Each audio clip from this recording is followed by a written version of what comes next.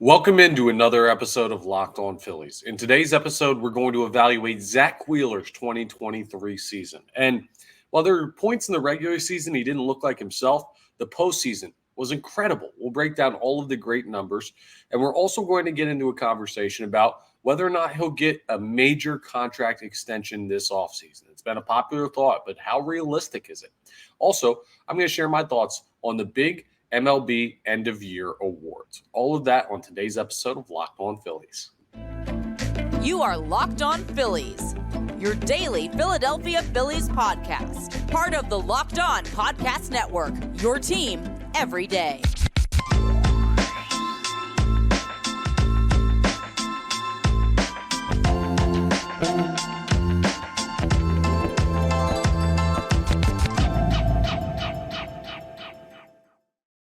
Yes, this is Locked On Phillies. I'm Connor Thomas, your host. Thank you so much for checking us out, part of the Locked On Podcast Network, your team every day. Please make sure you're rating, reviewing, and subscribing to the YouTube. We're drawing ever closer to 2,000 subscribers. That's a huge benchmark to hit. Appreciate everyone who's already jumped on the bandwagon. If you haven't, come on, nearly 2,000 people can't be wrong. You go in there and you click the subscribe button. It costs you no money. It takes 2 seconds of your time. It gets you notifications when new episodes are posted. If I could learn how to talk, I could really sell subscribing to the channel. Trust me, I can talk. And we have a lot of great Phillies content coming this offseason, so please make sure you're subscribing to the channel. Today's episode is brought to you by Jase Medical. Empower yourself when you purchase a Jase case, providing you with a personal supply of 5 antibiotics that treat 50-plus infections. Get yours today at jasemedical.com. That's Jase Medical.com. Now, today we're going to evaluate Phillies ace Zack Wheeler's 2023 season. And it was an interesting one. He had some spots where he didn't look as sharp as he has in past years. And you had to imagine that was kind of going to be natural coming off of a season where he had to be shut down due to shoulder injury.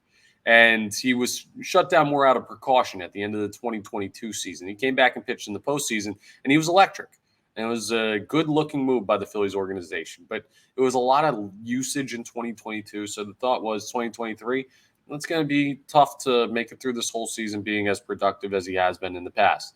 And that wasn't necessarily wrong. So the postseason, we get caught up very, very much in the postseason, as we should, because that's the utmost of importance. Like, if you can get there and you have a guy who's a postseason performer, the level of Zack Wheeler, who has some of the best numbers in the history of baseball when it comes to pitching in postseason games, well, that's much more important than the regular season.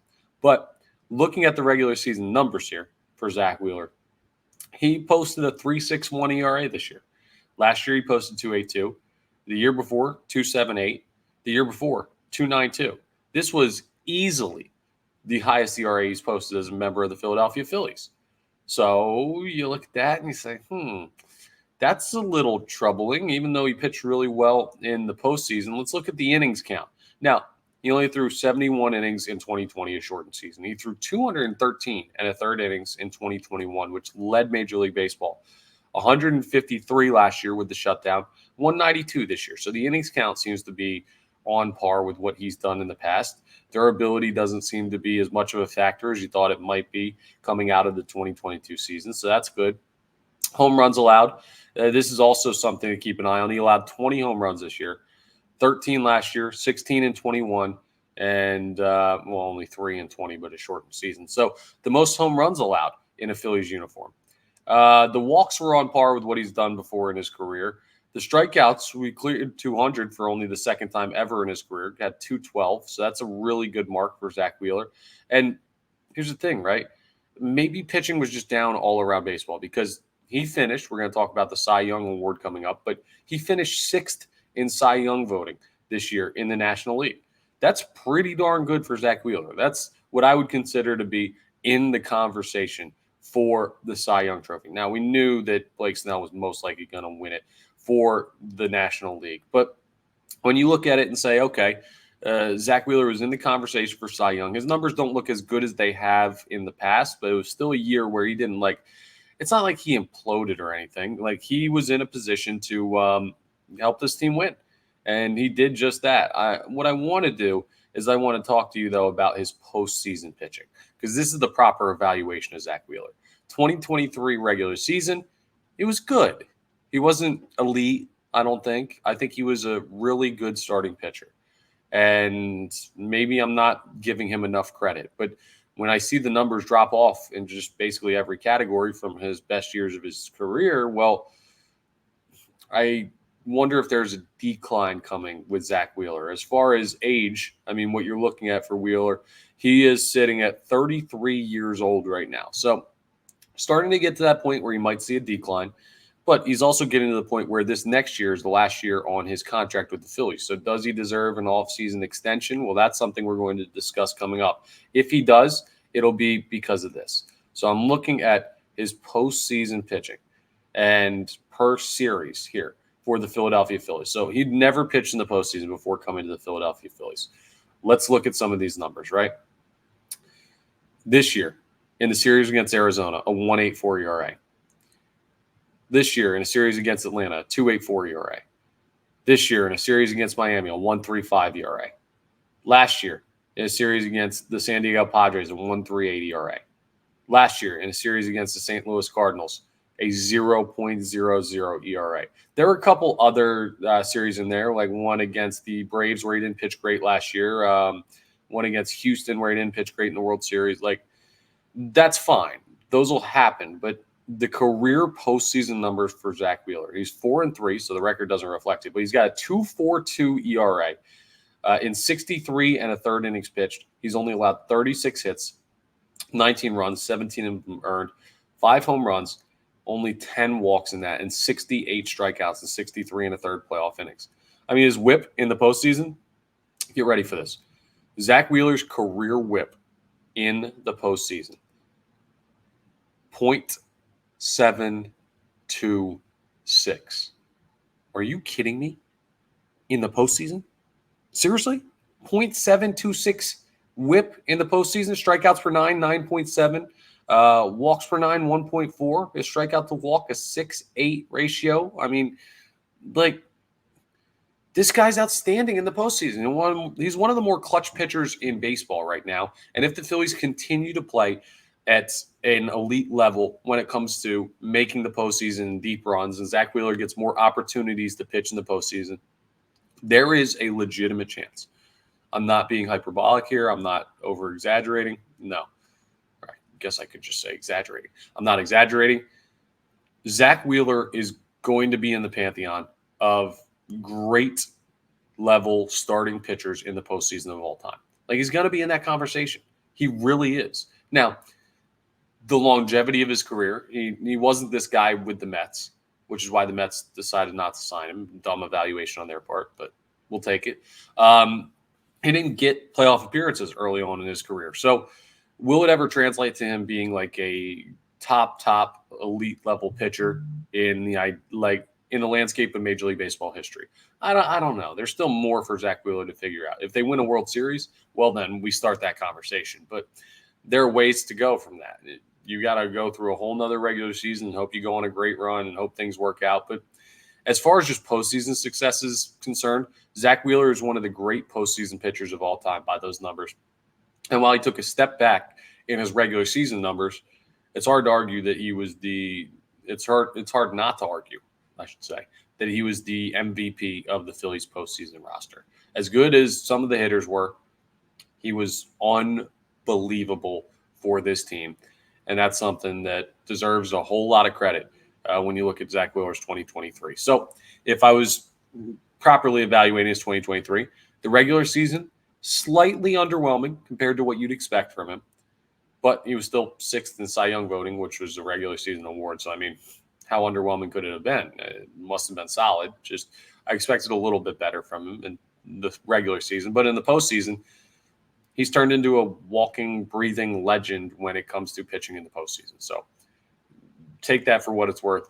I'd say that's a strong year for Zack Wheeler, even if the regular season, the majority of his pitching wasn't top level. What you do in the biggest moments matters the most.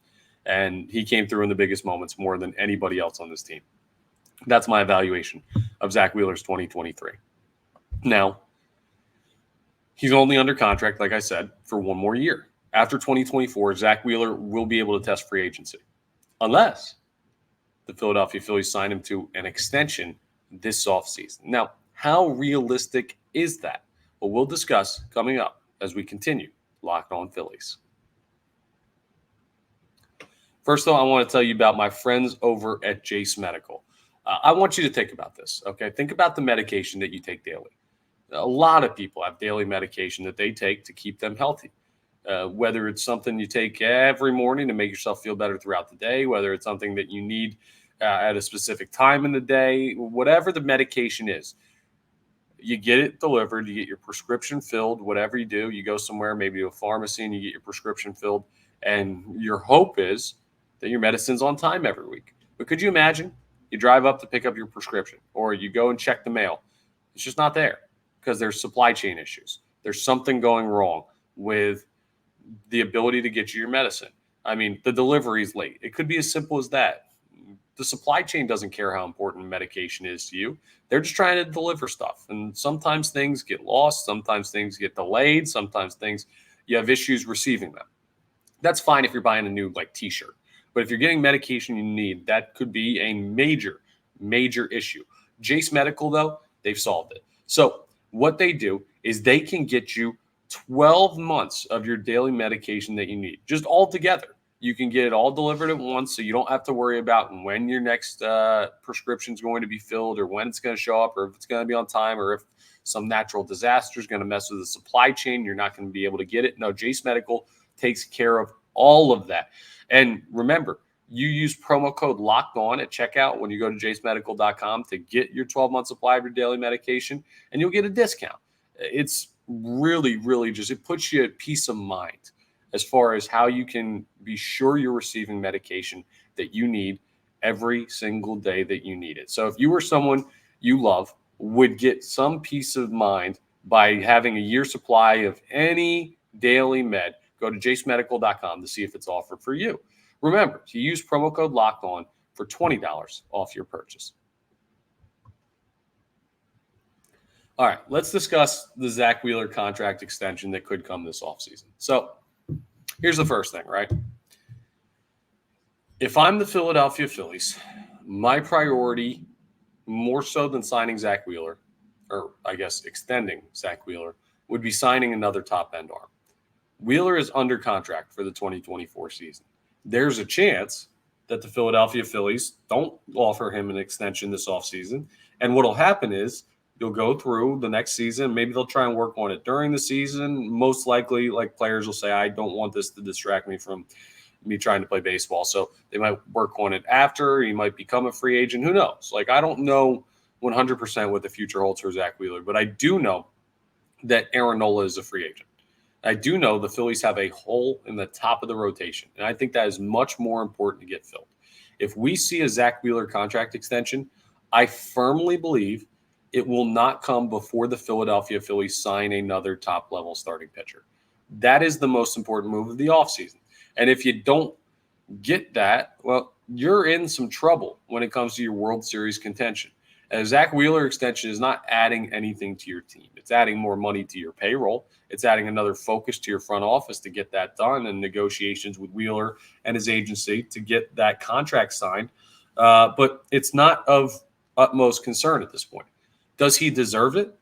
I think absolutely. I would love to see Zack Wheeler get a couple years extension. Now, I don't know how long I'd go, 3 years, 4 years maybe. I probably wouldn't go anything more than that, considering he's 33 already, and take him to his age 37 season. Now, you could always dump the contract at the tail end of it if he's not performing, but it won't be a major extension as far as time's concerned. Dollars-wise, it'll be a significant upgrade on what he's being paid right now, I'd have to imagine. And that's why the Phillies would be smart to evaluate what they have to spend in free agency before they offer an extension to Zack Wheeler. Think about the Aaron Nola situation. When did we start to hear discussions about a potential contract extension being reached? During spring training, when the team reported down to Clearwater. So they went through free agency. They handled their business. They brought in guys. They signed Trey Turner. They signed Taijuan Walker. They traded for Gregory Soto. They signed Craig Kimbrell. They did all of these things last offseason. And then they approached Aaron Nola and they said, hey, Here's where our payroll ended up. Here's where we're willing to offer you. And he ended up saying no, and they didn't come to terms, and now he's a free agent. We know how that story played out. But the point is, I think it was smart on the Philadelphia Phillies' part to work through what they need and then try and lock down what they have. That's the same way I see them approaching the Zack Wheeler extension this offseason.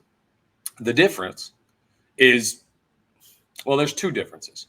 Zack Wheeler has been more consistent than Aaron Nola since coming into the Philadelphia Phillies organization via free agency. The Mets didn't want to sign him. Other teams thought it was too steep of a price that the Philadelphia Phillies paid, and they've been rewarded big time. It's paid off hugely for the Philadelphia Phillies. So they've definitely been getting their money's worth the past couple of years. And now Zack Wheeler wants to get his play's worth in the amount of money they're paying him. And there's nothing wrong. Like, the Nola extension was super far apart as far as the dollar amount. I imagine the Wheeler conversation is going to be closer because when you see the postseason success and the regular season consistency, then you'd want to pay that guy. But the interesting thing is Wheeler's been a little bit wear and tear prone. I don't want to say injury prone, but he's shown a little more wear and tear than Aaron Nola. He's a little bit older than Aaron Nola. So if you're going to sign him to a major extension, you have to be confident that he's going to hold up with a lot of usage and another year of him being the ace. That's something that if Nola's gone, Wheeler is going to have to take on a much bigger role than what he's already even done, unless the Phillies sign another top-level starting pitcher in free agency. So there's a lot of stress that's going to be on Zack Wheeler the next couple years as the Phillies compete in their championship contention window. Are you willing to bet that his body will hold up during that? There's no doubt that the quality of pitcher is going to be good enough. He's proven enough in that case. Like, I don't think Zack Wheeler is just going to drop off a cliff and not be good at pitching. I do think there's a chance that Zack Wheeler could end up spending more time on the injured list, and that could cost you in his availability. So you have to factor in all of these things.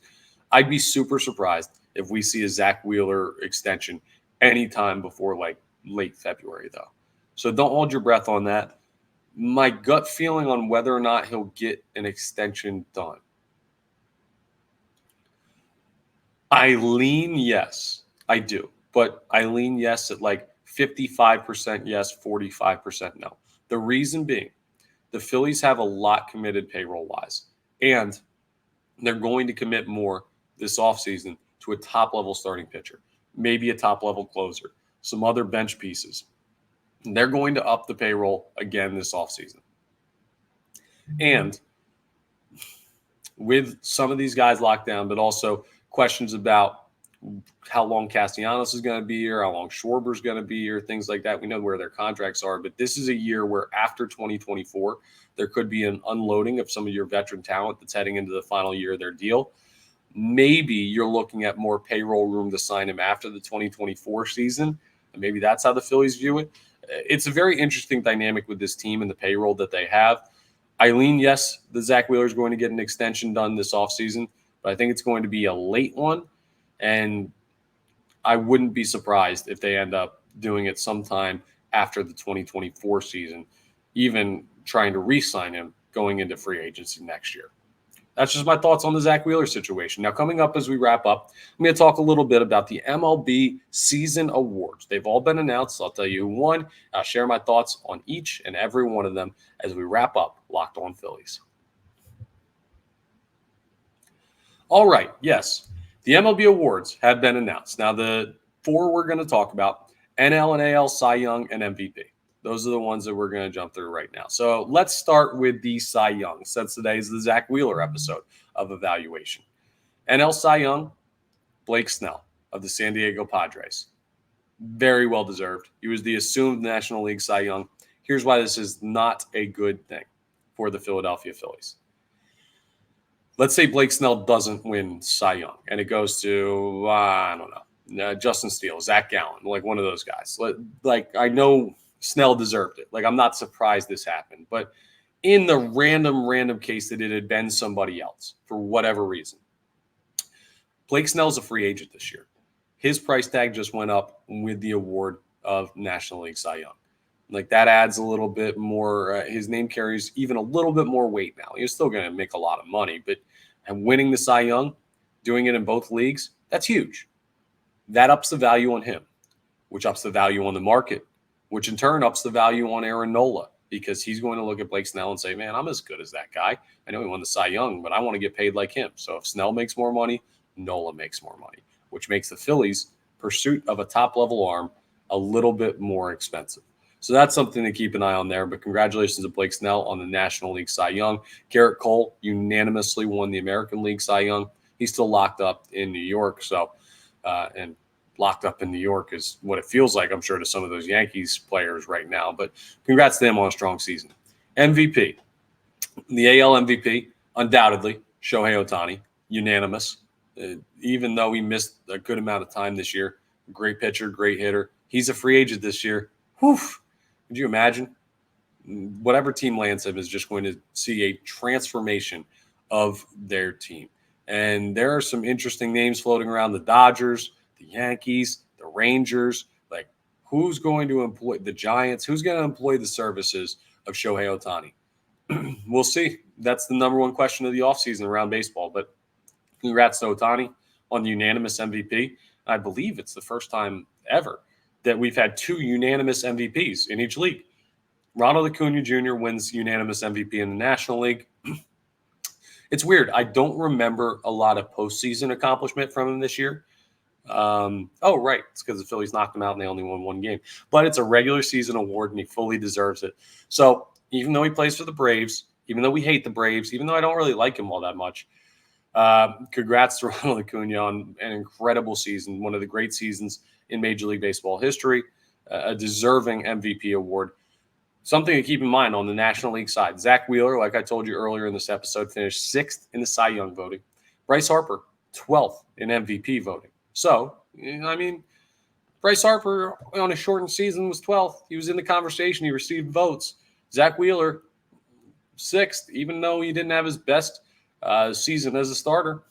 There's things to keep an eye on as the Phillies head into a 2024 season that the hope is will be a little bit more, I don't know, not weird. It was a weird season for a lot of guys on the Philadelphia Phillies roster. And it turned out being a successful one, largely, even though you fell short of your ultimate goal. I mean, you were one of the final 4 teams in baseball. Last year, you were one of the final 2 teams in baseball. And that's a successful run as far as contending. Next year, though, the hope is it goes a little bit more to plan.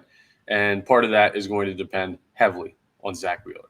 Make sure you let me know in the comments for today's episode of who I should evaluate next. We're continuing our player evaluations. So jump in the comments and tell me who you'd like to or who you'd like me to evaluate next on the next Locked On Phillies. But that's all for today's episode. Thank you so much for checking us out. Please make sure you're rating, reviewing, subscribing to the YouTube, all that great stuff. And I'll talk to you next time on the next episode of Locked On Phillies.